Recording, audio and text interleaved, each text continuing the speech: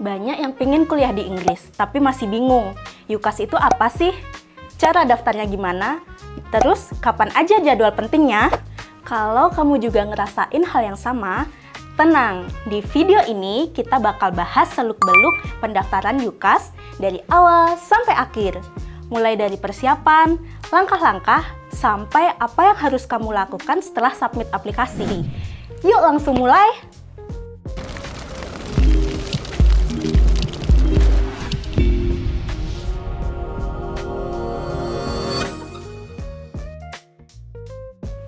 Halo sahabat Education One, aku Cindy dan selamat datang di channel YouTube Education One, channel yang bahas semua tentang kuliah di luar negeri. UCAS adalah sistem pendaftaran online untuk kuliah di universitas-universitas di Inggris. Melewati platform ini, kamu bisa daftar ke maksimal 5 program studi sekaligus. Jadi, kamu nggak perlu kirim aplikasinya satu-satu ke setiap kampus. Platform UCAS ini mainly digunakan untuk mendaftar program studi undergraduate. Walaupun juga bisa mendaftar program studi postgraduate di sini, namun pilihan universitasnya sangat terbatas.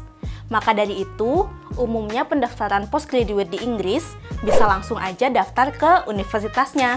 Selain jalur utama, UCAS juga punya jalur darurat kalau kamu nggak keterima di 5 pilihan pertama.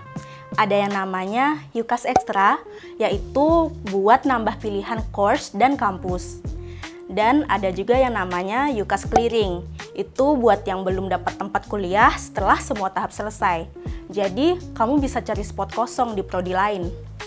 Intinya, sistem UCAS ini fungsinya biar pendaftaran kuliah ke Inggris jadi lebih simpel dan terorganisir. Sebelum mulai daftar, ada beberapa hal yang perlu kamu siapin. Yang pertama, biaya pendaftaran UCAS. Untuk tahun 2025 sampai 2026, biayanya £28.50 atau Rp613.000. Kedua, cari informasi jadwal penting UCAS.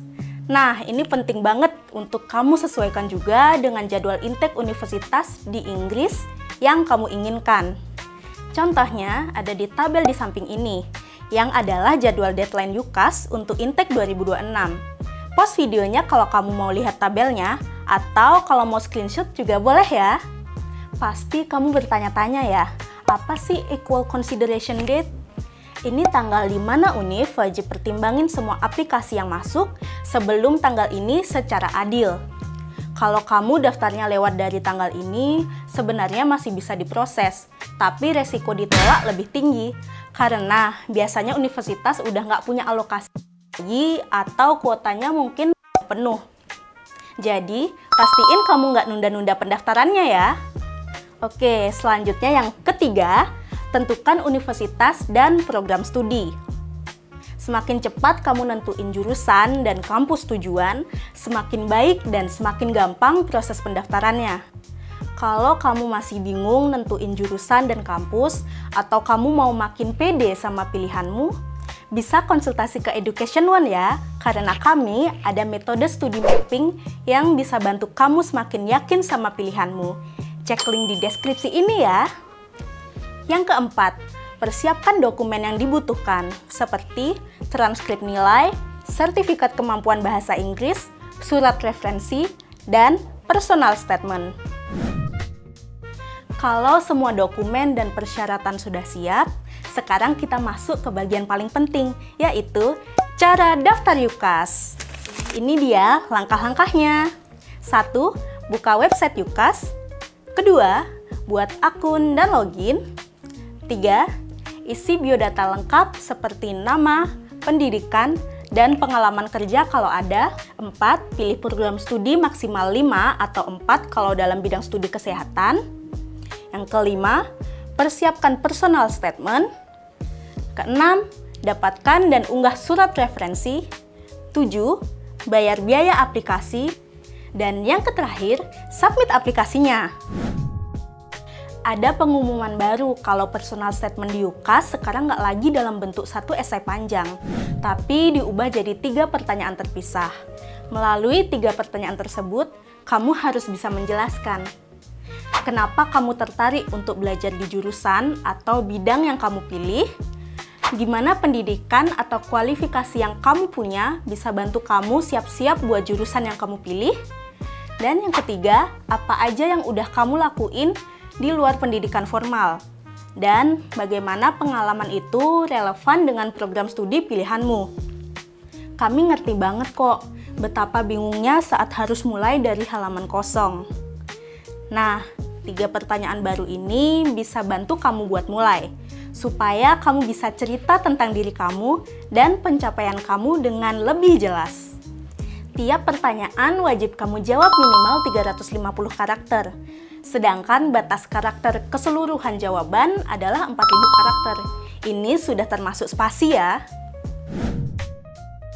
Setelah mengirimkan aplikasi, perjalananmu belum berakhir. Masih ada beberapa tahapan yang perlu kamu ikuti. Yang pertama, ada tahap interview. Beberapa program studi mungkin mengharuskanmu untuk mengikuti interview. Biasanya sih program kedokteran sama hukum. Pastikan kamu mempersiapkannya dengan baik ya. Kedua, kamu harus cek jenis offer letter. Setelah menerima offer letter, perhatikan apakah itu kondisional atau unkondisional. Kalau kondisional, berarti kamu masih perlu menyerahkan dokumen tambahan ke universitas. Ketiga, pantau deadline UKAS Extra dan Clearing.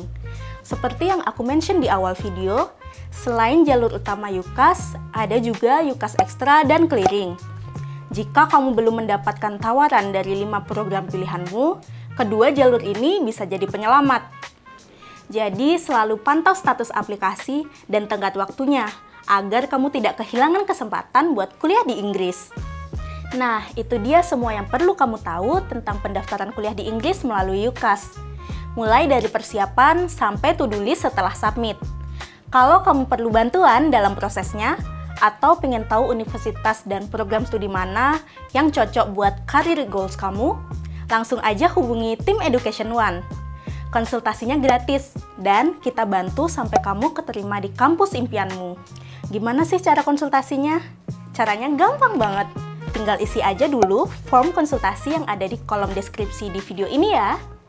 Jangan lupa like dan share video ini ke temanmu yang mau kuliah di Inggris. Dan subscribe channel Education One untuk tahu info penting lainnya. Sampai jumpa di video selanjutnya. Dadah!